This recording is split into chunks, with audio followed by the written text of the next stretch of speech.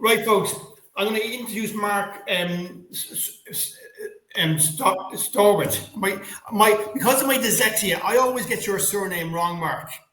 Right, and I always hit people. It's like people. The person came up with the word dyslexia, came up with it on purpose to torture us. Right. So my apologies if I got your surname wrong. And so it's just when I see it, I get a blank. So it's Mark Stoddart. Stoddart, folks. Okay. So anyone listening saying he pronounced it wrong, it's also on the screen there. Okay. So Mark is an artist. He's a sculptor. He's an author. I'm going to talk about the musical in a few minutes, which I think is absolutely fantastic. And a philanthropist for the last 35 years. So, and Mark is based in Scotland. So, Mark, just let's talk about, first of all, you're dyslexic. Okay, first of all, and you were diagnosed at 13. What was it like in school for you? Oh dear, we have to go back and visit that. Do I have to? Well, it's just to give people an idea, because I just have one or two comments here. Sorry, Leanne Murphy. I would love my son to work with you. Leanne, if you want to get in touch with Anne-Marie, it's annemariebegs@gmail.com. Yeah, it's just to give people an idea, Mark, because you're like me. You got diagnosed much earlier than I did. I was 35, so you were 13, which in my book you were lucky. But do you think you were lucky? No. No. Okay. And why? Okay. I went through kind of two different schools, and they had no understanding of a neurodiverse individual like myself. When it came to, let's say, even playing sports, I was always the last person, and I wouldn't say picked, I was only the last person that they had to take in their team. My coordination was hopeless. My eyeball contact was hopeless. I was held back in numerous different classes, and people moved up a year and I would still be held back. When I was about kind of 6-7-year-old, I got my sums right. That was a fluke, but never mind, I did it. And the school gave me a half day off. And then when I came back, they turned around and said, right, in school assembly, if he gets his sums right again, the whole school can get a day off. Well, I didn't know I was dyslexic, dyspraxic, dyscalculia. I didn't know at that time. And so I didn't get them right. And so they thought, okay, he's obviously a lazy child. He's obviously, we just need to shock him out of it. So they made a big white cone, put a D on it, and sat me in front of the assembly and then the classroom. I was kind of suffering from severe headaches and various other things. I had a successful father. I had a sister who didn't study, didn't do anything, but could pick up a book, read it, and kind of wing her way through and pass exams and do what she required. And so I looked upon myself as being a massive failure, and I looked upon myself as being a huge embarrassment to the family who was successful, and they had this child who was definitely not successful. I was taken. But that's horrendous, Mark. Well, there was other things happened to me as well. Yeah. That I've never discussed, and a school teacher put me through that no child should ever have been subject to. And again, I never discussed it, and I've never discussed it to this day, because I looked upon myself as being an embarrassment to the family and brought a huge kind of shame onto the family. So I kept quiet about a lot of things. There was a teacher that used to try and help me read, and so I would go to her for half an hour, and say it was a double-barreled word, and it was just her and I was standing up with a book, holding the book, and I would stand for 30 minutes plus over one word and trying to get the double-barreled word and put it together, and she wouldn't help. But again, I wouldn't say anything to my parents. I was a prep school, and I was supposed to go down to a school in Llandudno in Wales, and the school, just to know more, bordered on what was a legal requirement for the 3 Rs. And they would teach you car mechanics, and they teach you farming and swimming and sports and so on. And the headmaster there had interviewed me, and he was interested in stamps, and I had taken an interest in stamps because a few doors down from me was a retired ICI boffin, and he was an absolute whiz and an expert on stamps, and I picked up quite a few things. So he turned around and said to my father, he says, "Your son's not thick and your son's not stupid." He says, "I believe your son is something called dyslexic." And he said, "You should get the school to test for it." And so, and he said, "This school is totally the wrong school for him." And he says, "I actually think he's got quite a high IQ." And then he says, "He's quite a bright guy." So he says, "Totally wrong school for him here." He says, I wouldn't take him in. So my father went back and explained and said to the school about it. And the school headmaster had said, "Nah, there's no such thing." And even when I was left, he had said, "Nah, if he was dyslexic," still never believed it. And so my father got a child psychologist over the summer term to come and test me. And he says, "Yeah, your son's definitely dyslexic. There's no question about it." And he said, "He's quite severely dyslexic." And he says, "I'd love to use him as," he was a lecturer at Glasgow University, and he said, "I'd love to use him as an example in some of my lectures and so on." And then my father had looked at starting to sue the school about something else that had happened and what they had done. And somebody could have said, "There is no way your son could go through a court case. There's no way your son could go through at a university." He'd gone totally into a shell. He wouldn't go on a bus. He wouldn't go out. And so I was taken away from school straight away at that point.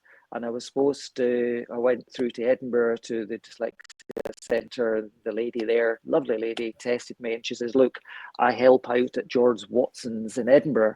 And so if you can get an interview at George Watson's, then I'll get your son in." So my father looked at putting the house up for sale, and family all moving through to Edinburgh. And my father knew one of the board directors of the George Watson's. So I got an interview and I didn't get in. And they said, "No," says, we've got 6 kids here. We can't possibly take any more people that are dyslexic here. We couldn't. And she said she overpromised. And then my father took seriously ill and was ill for over 2 years. I got forgotten about and left at home for 2 years on my own. And I just took up gardening and messing about. And because I'd come away from school, I had 0 friends. I'd lost touch with everybody.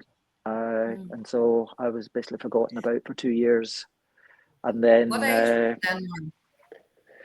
But I was coming into about 15 at that point. I was over 15. And then my father took me along to the local council and said, he's interested in gardening.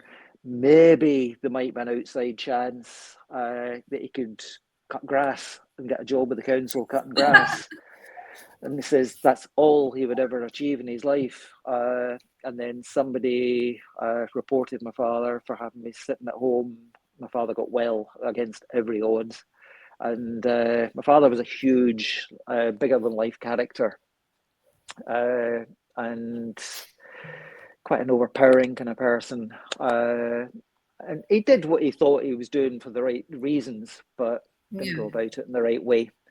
And so my father got shoved into having to find a school for me. So he found the school down in Sussex, and the school in Sussex is the first dyslexic school in the world, Frome College.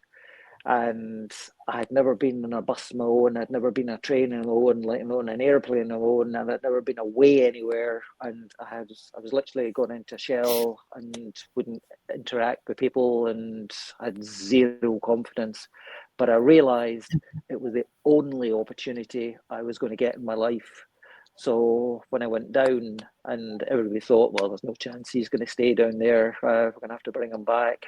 But I knew it was the only chance that I had. And basically, I started back at square one, going back through all my education up until just over 18. And the headmaster at the time, he was different. I mean, all the teachers were different, but he had a different outlook, and he would give you as much rope as you want. But you know, if you hung yourself, well, he'd pull you in. But he had zero interest, zero respect for any parents, and it was all about trying to support the kids at the school. So he used to allow me to go up to London for the weekends and go down to Brighton for the day. And he used to, I used to sometimes go down to the school before it opened up, and there was no teachers, there was no people, there was nothing. He lived in a house in the ground. The house was built in 1600s, maybe even earlier, and it sat in a mile radius of ground. He would give me the keys, open the school up, and he says, look, I've just kicked the heating over. So he says all the massive big floorboards will creak, crong, bang, and everything as it starts to going up. I was the only person in the whole school. You try and sell that to an insurance company, they would out. You gave a child the whole school to himself and the keys to the whole place himself for a few days before any teachers, anybody came in. They were like, you're going crackers. And the last term, well, I went down last year. I was invited down to present the prizes, and it's normally Lord so-and-so or MP so-and-so they get, but they got little old me, and I hadn't realised, but it was the last hours, like no day of the headmaster. He was retiring, and it was all the pupils, all the teachers, all the staff, and all the parents. And I had to give up and give the prizes, but I had to give a talk as well. And I really, I felt it really emotional going back and doing that. Yeah, I can imagine. Because the school had totally changed my life. I mean, the last summer term, as I say, I had parents that was an advantage of, but in another side angle was probably a disadvantage. And that the last summer term, the headmaster had said, right, my father went and bought me a new car, brought it down. Yes, privileged, thank you. And the headmaster turned around and said to all the teachers at the school, brought them into the assembly and says, right, none of you have any jurisdiction over him at all for the last summer term. He is only answerable to me and me only, personally, end of story. And most of them never had a clue that I had a car sitting outside. And the idea behind it was I could go for my father that had a small manufacturing pharmaceutical business and go around to the hospitals and build self-belief, build confidence, and go and try and sell to the hospitals. So it was talk about thinking outside the box. But going back to my father having the pharmaceutical, go back to my father having the pharmaceutical company. I remember we were sitting in a meeting one time, and it was the director of Boots for a buyer, and he came to us and had been out for lunch, and the guy opened up and was chatting away in my father's office, and he said, yes, he said, I've got a son, and he was explaining very severe physical disabilities the son had, and it was quite quite emotional that he opened up and he would and talked about his son and the challenges he had and so on. And my father was sitting listening and so on. And at the end, he turned around and says, "Yeah, I know how you feel. I've got a disability son here as well." I thought, dear God, I'm in the same camp as that in your head. I mean, the guy would have been delighted to have a son like me, but you were putting me in the same camp. And it's like, jeez. Yeah. But isn't it great that your father had the wisdom to go and find that school for you? Like he didn't have the wisdom. He didn't have the wisdom. He was reported to the authorities, and he was pushed into it. Right. Okay. So it was a case of he had to find somewhere. It was go to jail or find me a school. But he still found a dyslexia school, which made a huge difference. It was the best school in Britain, and if I will turn around and say it was the best school in the world, and it was the best school for me. Yes, yeah, it was the best school for you, and if it had been just for another normal school, you probably would still be the artist that you are today, but you would still have a lot of those struggles. I wouldn't. I don't think I would have even been that. Sorry for interrupting you. I don't think I would have even been that. No. I had no belief. I had no self-confidence. I wouldn't have done anything. I would have just been a burden in society and a burden in life. Yeah.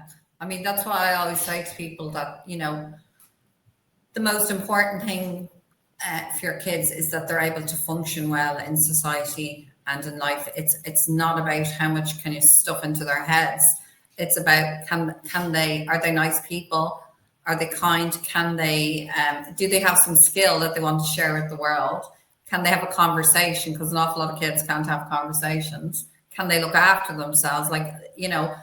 Without all those practical things, then kids don't survive and they don't do well. There's the prisons are full of loads of kids who, were disadvantaged in one way or another. School didn't suit them, or So I mean, for society, it's important that parents recognize what are the essential things that your kids need, and what's going to support them socially and emotionally and mentally.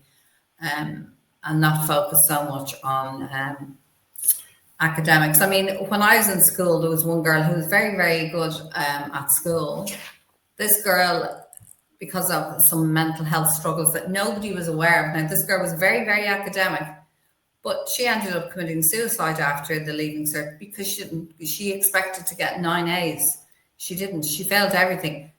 To this day, nobody knows why that happened, because that had never happened to that child before. And obviously she couldn't cope with the disappointment of the school, the disappointment of the family.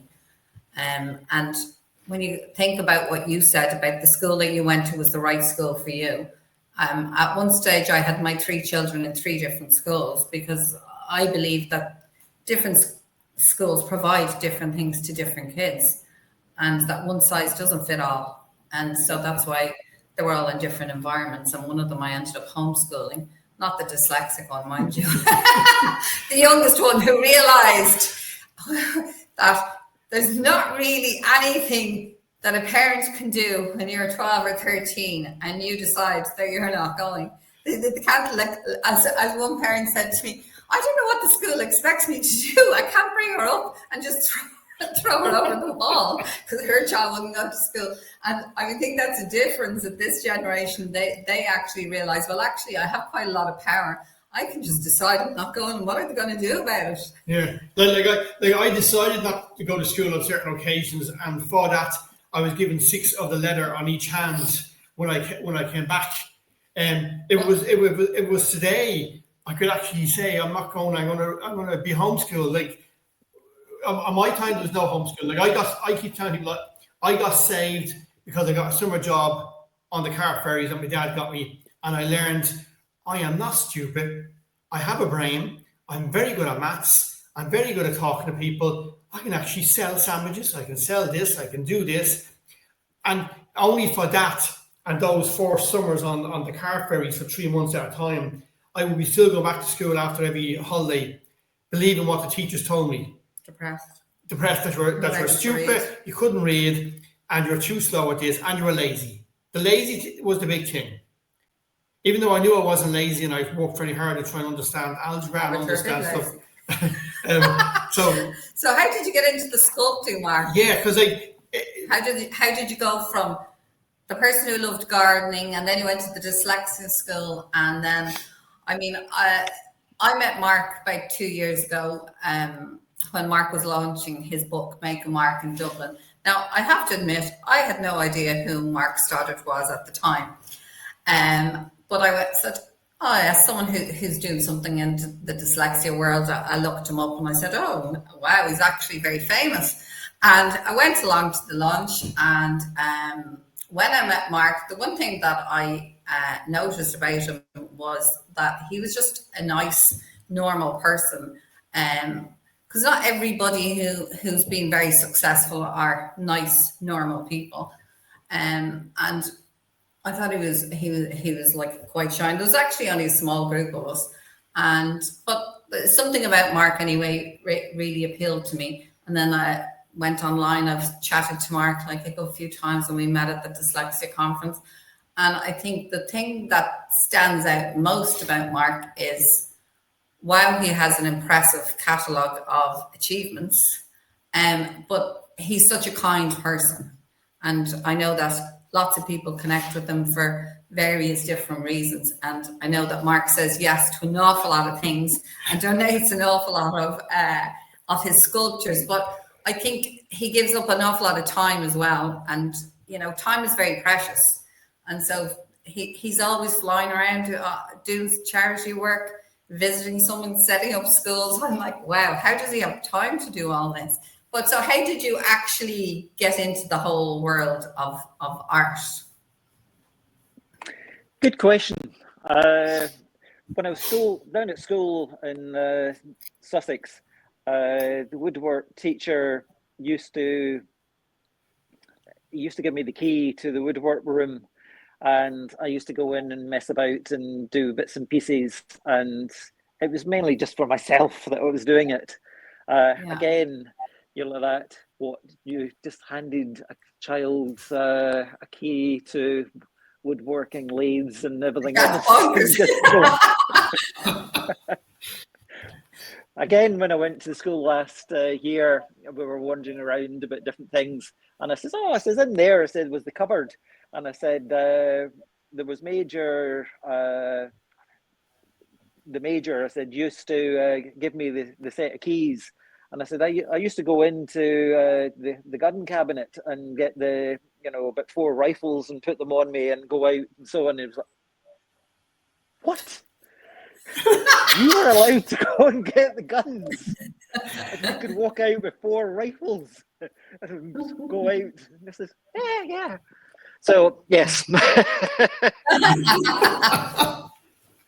Yeah, I hadn't thought about it in that context, but he was like that. Yeah. 1, there was guns on the on the school in the school, campus. yes. And 2, you had the keys to the cabinet to just go and help yourself to the guns. He was like, what? Yeah. So, but it hadn't crossed my mind at all. So I worked for an American pharmaceutical company down in London, and because of my dyslexia, I ended up getting fired from it. And I was getting engaged at the time. I was engaged and getting a house built in Walton-on-Thames, and then I was going to work for a huge finance company, huge big company, and I got offered the job, and the CEO for the company had said, oh, could you come to the boardroom? And everybody says, this is very weird. He says, he doesn't normally ask. So I went along there, and they said, shoved a paper in front of me and says, read that. And I stumbled across a few words, and he says, you've got something called dyslexia. And I says, yes. He says, oh no. He says, we couldn't have somebody like that working for our organization. I says, yeah, but I've been offered the job. He says, oh no, I'm revoking the job. So, and I'd worked for my father before that, and then I sadly went into the engagement, and everything all imploded, and my health imploded, and my mental health totally imploded. and I didn't work for a while, and nobody had a clue what was going on in my life apart from my father. And I never took any medication, but I tried lots of different things trying to get myself back, and it took quite a long time. And I still suffer from panic attacks and phobias and so on. So then I went and started to work for my father again, and I would take a product from scratch and create it, then create the packaging, then alter machinery, and then take it to market. And then I worked for an advertising company and worked for them for a while. And then eventually, again, I got fired from them because of my dyslexia. And then I went and took other sculpture and thought, okay, could I turn this into functional art and put a piece of glass onto it? So I altered it and changed it, and I tried that. And yeah, it kind of ticked away, and I thought, oh, okay. And so my father had sold the business out at that point, and I had a very small shareholding in it. So I had some money. So I went down to the Ideal Home Show in London and put it in and tried it there. And I brought a super singing and dancing salesperson in that we spent ages interviewing that could, my God, could she sell? And so between the two of us, and the whole thing rocketed and the way it went. And sadly, my father suddenly died after a few months of selling the business out. He suddenly died. It was quite a shock. So most people thought at that point, oh, well, that's it all over. Then he's just going to go into pieces, and that's it, finished. But to everybody's surprise, I did the opposite, and most people never thought I would do that. And I kind of picked it up and built the business up. So from realizing that these pieces would sell and they would do, then I put my money where my mouth was and started to do my own designs and my own sculptures, and then kind of took it off from there.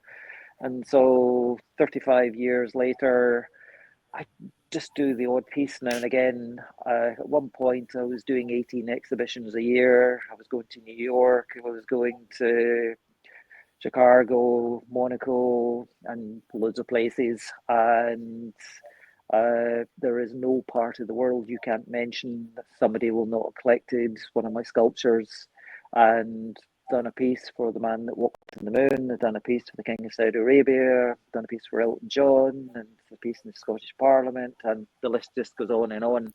It's a huge list. Yeah. It's a list when you look at a Mark and think, what would his teachers from the original school say now? Like it's a fantastic then and now. But the other thing is interesting. It's a big legacy. You were talking about like one of the jobs you took back the offer of the job, another one you lost the job because of dyslexia. And it's funny, people say, well, things have changed now, but we had someone very recently who worked for a very big organization in Ireland, and not a public organization. Sorry, it is a public organization, not a private organization. And they went for a review with their HR people. And during the review, this HR person said, and how is your disease? And the person said, sorry, what disease? I don't have a disease. And they looked down at their notes. They looked down notes. Yeah, your dyslexia disease. And it's weird to think that like people hear you talk about your stories and my stories, other people's stories, and they say, oh yeah, but things have changed. But really, nothing has changed, has it, in an awful lot of places? There's an organisation in Scotland called Enable, and I was chatting away to one of their directors at an art exhibition. I had a sculpture in an art gallery, and we were raising money for charity. And I was asked to do a little talk at the art gallery for an evening, and there was this lady along and a couple of her colleagues. and we were just chatting about things in general, and I kind of flipped across it, not mentioning names, and she turned around and said, we actually went to that company that you said, and she said, we walked back out the door once we realised they hadn't, and they haven't changed, and they just wanted us in so they could tick the box that they'd got a professional company in to advise them what to do. But they says they weren't listening to anything we were telling them, and they weren't going to implement anything we said. It was only a tick the box exercise, and they said, forget it, we're out the door. We don't need to put up with companies like you. And I was like, all these years later, and it still hasn't changed. Well, personally, no, it hasn't. Like an apology. Personally, I'd like an apology from the CEO, because it hugely what he did hugely impacted on my life. Whether it's anything to do with why I ended up never actually getting married and so on and so on, but he's a huge impact on my life from making that decision. And I would like an apology from the company. Okay, not financial apology, just an apology to what you actually, that split second thing you did, to what impact that had on the rest of my life. That's I suppose that's the thing, isn't it? How it impacts, like how people in companies and schools, how much impact they have on young people's minds and long-term mental health. I remember when my son was doing the Leaving Cert. Now he was fortunate; he was in a very nice school, but the teachers wanted him to like drop down from past physics to like higher level physics to lower level. And I sent a letter into the school and I said to them, the level of the subject is irrelevant. He's dyslexic. The same words are used in both levels of physics, so it's not going to make any difference which level he does. Anyway, he did the lower level and he got an A. Now, the lower level is not designed for people to get A's. It's for people who are struggling in different subjects. But he did very, very well in his Leaving Cert exam, which is a bit like the A levels. But unlike the story you're talking about, the principal of the school came and said to me, Anne-Marie, I have to apologise. What you said was correct. I didn't realise, that the decisions that we were making were not the correct ones. And when I saw your son's report, he goes, I was absolutely flabbergasted. So, I mean, it was nice. So he didn't have to say that, and most people don't admit that they were wrong, that they are wrong. And our son did very well. He's like you, very, very creative. But not all kids have those opportunities. No. Some are, And so, we were able to provide, options for our son, like your dad was able to provide a better option for you. But there's a lot of kids who don't have those options. Well, most kids don't have that option. Most kids. No, they don't. No. Yeah, you're right. Most kids don't. And most kids' parents, we're all very busy, and that's why an awful lot of children, if there's 2 or 3 or 4 kids in the family, they've all gone to the same school because it's just easier. It's easier. They can bring them all in one go. They can collect them all in one go, and it's what everyone would call normal life. And a lot of kids don't have the opportunities, and the system, and worse, the system doesn't allow them to operate and be something different because the system doesn't want anybody different. Not really, yeah. Well, if I can put something else in the pot here. We use the word dyslexia, then you can use the word dyspraxia, dyscalculia, or autistic, and you could use neurodiverse and so on. It's not just here in the Western world, America, Ireland, Scotland, England. It is worldwide that a lot of kids are leaving without the ability to basically have the basic skills of being able to read and write correctly. That I think is disgraceful.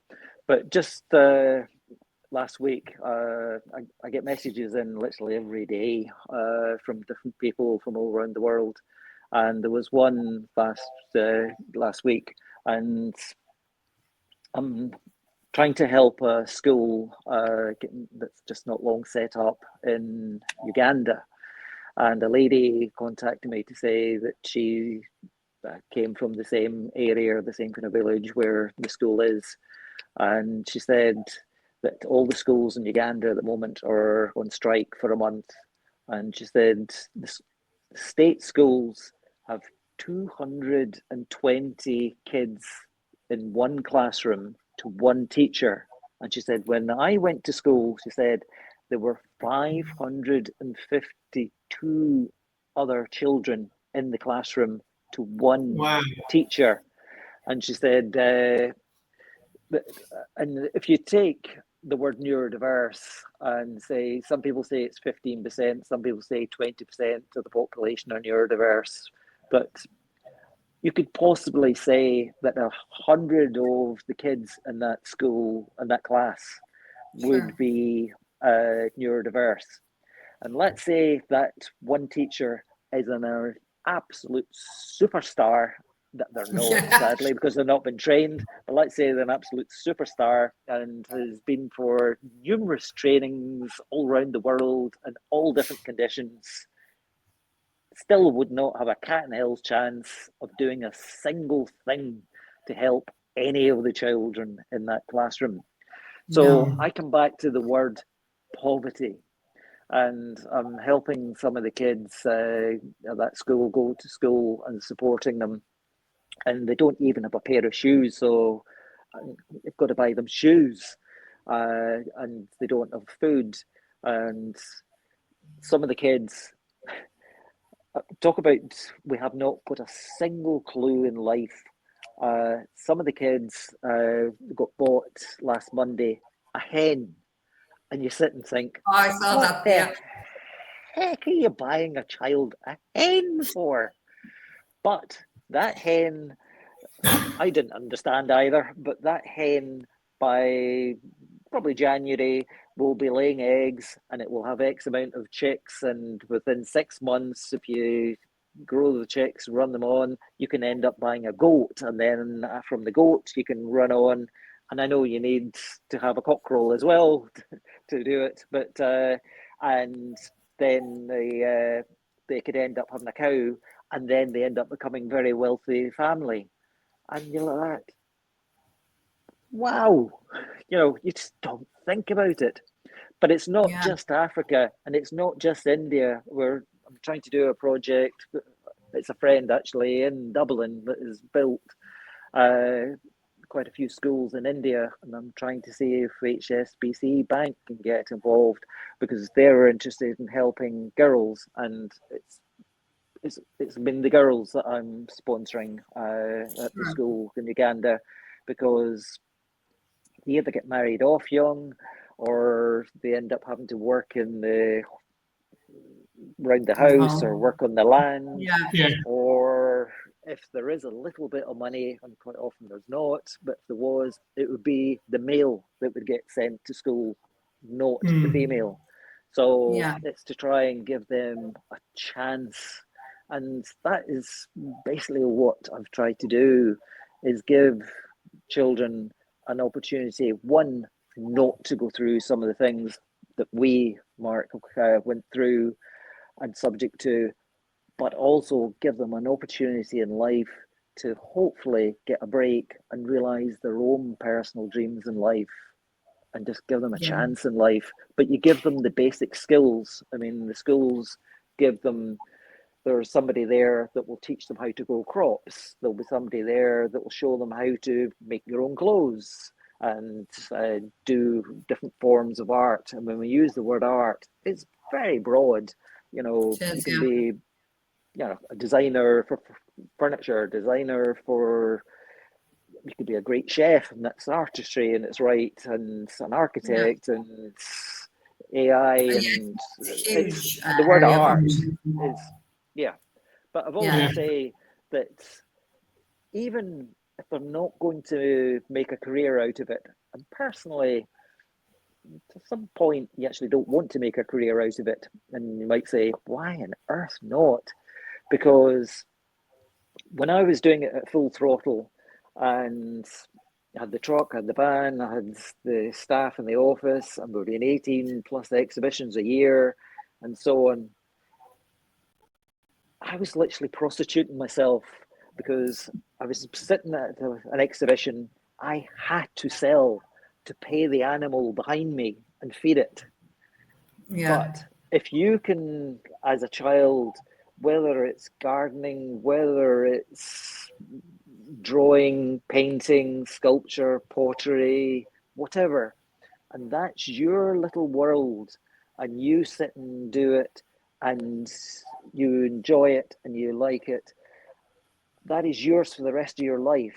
And as you go on throughout your life and you hit a bump in the road in life, you still, whether it's 10 years or something later, you've never have touched it, you can go back to that, and that's your little world, and it's your comfort zone, and it's part of you, and it's not part of anybody else, and it's yours. Exactly. Yeah. And that means something. It's a place to relax.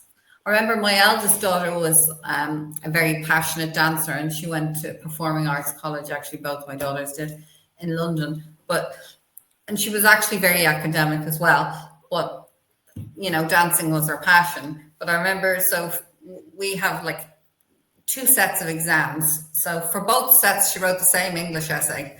So it's the only English essay she entertained writing. And all she did was upgrade it for the Leaving Cert. Now, she did very, very well in all her exams. But like, she wrote about how she felt when she danced. And like, when you read it, like, it was very, very inspiring. And she said, like, she just like used to talk about art. Like, she just went into her own world where she was just herself. But when she was doing the Leaving Cert, I said, you haven't written many essays. And she goes, no, well, I don't need to. I'm writing the same essay again. So no matter what, the topics were, she managed to rework this essay. And that's what she wrote about. And it worked. And then also, Mark, on your book, which is like, not everyone writes a book, right? You're an author, I'm an author, I'm an author. I don't like books either. No, but here's the thing. It's the most weird thing doing a book, but not. But your book is now a musical. Oh yeah, I forgot to. It's like very few people's books going to be a musical. So like that's another big leap. How did that happen, Mark? How did the book suddenly become the musical? No idea. I'm not clue. You tell me. Was this your idea or someone else's? I can't take the idea. Sorry. Nope. I have to give it. It's Donna and Dan in America, and it's Global Lighthouse Studios and Mark Z Foundation in California. And they said, why not turn it into a musical? And I did look at doing it as a play or doing something. And this is no. So the concept is, yes, it's my story. But what we're all trying to achieve here, we're trying to get children to get an understanding of different forms of neurodiverse. So I'm not Shakespeare, but let's look at a Shakespeare play, and you've got a play, book, musical, and so how many times, and it probably will carry on, has it been readapted, changed, altered, and so on. So taking the concept that yes, we've done the music, yes, we've done the words, and the idea is the musical will be given round the world to different schools in remote parts, and the children will look at it, and then they will do their own interpretation of my story and make it to their own culture. And they could even alter names to suit their own country. And so the play then becomes their own and will connect with them. it's the same with the schools that are funded to be built. People said, why did you not set up a foundation? Why do you not set up a charity? And I says, well, we're looking for longevity and we're looking for just to help people, and it's not about me. So Sure. if it was somebody in Scotland that owned it, well, we're not going to connect. It has to be connecting to the local village, town, county, Yeah, it has to be relatable country, to the environment. and Yeah. so on. And then hopefully it has got longevity at that point. But, you know, if I drop dead, then what happens then? And it wouldn't work. And so that's the idea of the musical, is it becomes theirs, and it can then move to different countries around the world. That Donna is already dealing with different schools in different parts of the world, and so they can lift the play and make the musical their More own, personal to them. Yeah. connect. Very good. Yeah. I mean, it's a great idea. It's not something that I've heard of before. I mean, obviously, I had 3 kids, and they all did musicals, and they did. I remember my daughter went to a Church of Ireland school, even though we're not Church of Ireland. She moved from a Montessori school to this school because it was small, and they used to do the most interesting concepts of the nativity every Christmas. It was actually bonkers, some of the things they used to include in it. There was spaceships and space shuttles. And this would be in the church. And you're like, I didn't know all of them were there then. But you're right. Kids love to be creative and have, something that they can be proud of, and something that's, related to their own, the environment that they're living in, not Scotland per se. So one of the other areas, Mark, that I know that you're passionate about is the whole area of dementia awareness, and you're doing a lot of work in that field as well. So how'd you get involved in that? Well, I always start from the point that everything intertwines. It doesn't sit on its own. And people should work together and pull together. But sadly, that just doesn't happen around the world.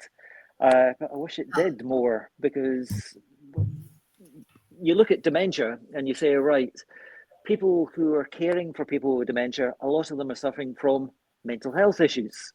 A lot of people with dyslexia, neurodiverse, are suffering from mental health issues. It doesn't sit in isolation. There's a professor in Edinburgh doing research work, and he's based in London, and controversial here, but J.K. Rowling has given 12 million and then a further 50 million towards the research work that he's doing. And I was at a meeting down at the British Motor Museum, just towards Oxford, and he got up and gave a little presentation to do with dementia, and he just skipped across a couple of words, and I happened to be sitting on the top table. I don't know why I was sitting there, but never mind. Because you're so important, Mark. I'm sitting there and I was like, why am I sitting here? I mean, one of the gentlemen was in charge of McLaren, and this was this and this was that, and I was like, I think you've got me in the wrong table here. But so I was fortunate sitting at the table next to him, and I said to him, I says, you mentioned the word neurodiverse in your conversation and your presentation there. And he says, yes. He said, I've done quite a lot of research work on it, and people who are neurodiverse are more prone to getting dementia. And I thought, oh dear God, lucky white heather. So it was quite an eye-opener, to say the least. So it intertwines. The reason why I'm probably doing what I'm doing with dementia is Sir Jackie Stewart's wife, Lady Helen Stewart, sadly got dementia, and Sir Jackie is a winner and he likes to succeed, and he, despite having all the contacts and everything else, he couldn't find a cure for his wife. So he set up Race Against Dementia to try and find a cure. So he has helped Dyslexia Scotland in numerous occasions, and he has helped me in the different projects that I've done. One was to get permission from Ford in America with a legal document to say that I could recreate the Model T Ford and recreate and use the Ford logo on the Sculptor. So as a thank you back to him, I've done a sculpture for that, and for what he's done and does for Dyslexia Scotland. And when I used to live in London, Sir Jackie was involved with the British Dyslexia Association, and I used to help them as well when I lived in London. So the two of us ended up moving to work and help Dyslexia Scotland. So it all intertwines. It doesn't sit in isolation. Yeah. And Mark's people dad turn around had and say, dementia. why? People turn around and say, why are you helping schools abroad? I mean, I do stuff here in the UK, but again, I turn around and say, you can't look, you've got to think global, because as you've got just now, as America had or might have again, and Australia, so on and so on, people will migrate from their own country. You've got to help them to be able to stay in their own country, because they want to stay in their own country and earn a living and be able to survive. But if you totally ignore it and don't help them in some little way, then the problem will be on your own doorstep, and that is what is happening. So we've got to, you can't just think, let's help the person next door or in our town or our village or our county. You've also got to think. You're right, because I mean, it's very much a global society now anyway. And like you said, people move around the world constantly now, from place to place. And then people complain about them coming in and they're not well educated. Well, they're only coming in because there's a lack of opportunities where they are living. So if you educate them, then they can create their own opportunities. And I suppose we saw during COVID and the pandemic, it was a global operation, even coming up with the vaccines. The vaccines and all, and a global operation to get them out as quickly as possible. And it's probably one of the first times that people realize working globally in the communities and science and doctors and all, working together globally can actually make a difference very quickly. It's not going to happen. No. I'm sorry. I mean, I've never understood, and whether it's my neurodiverse brain thinks and looks at things very simplistic terms, I don't know.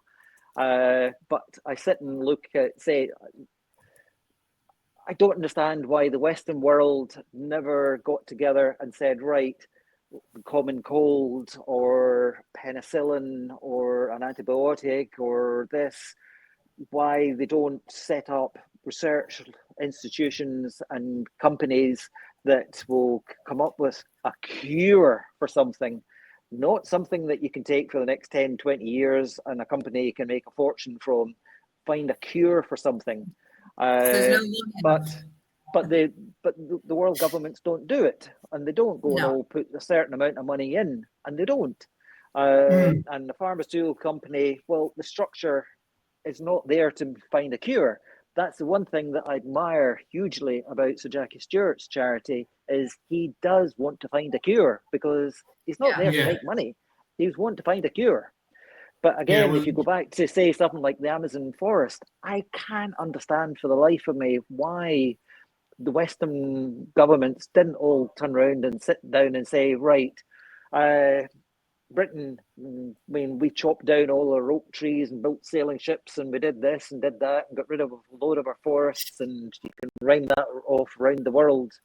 Why the Western worlds didn't all say, right, it's your country, we don't own it, but you need money, we get that.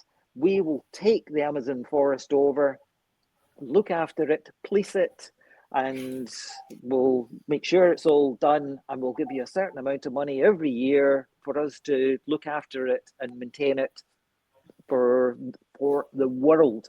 Because where a lot of the pharmaceutical products are coming from and start off from the contraceptive pill, that is where it came from, was the Amazon forest, from something they found there. And there's still things there that we could find. And why does people not, Western worlds, not countries, not do that? So I just don't get it. It just seems so simplistic to me. And another, why? Sometimes I think we're destroying ourselves.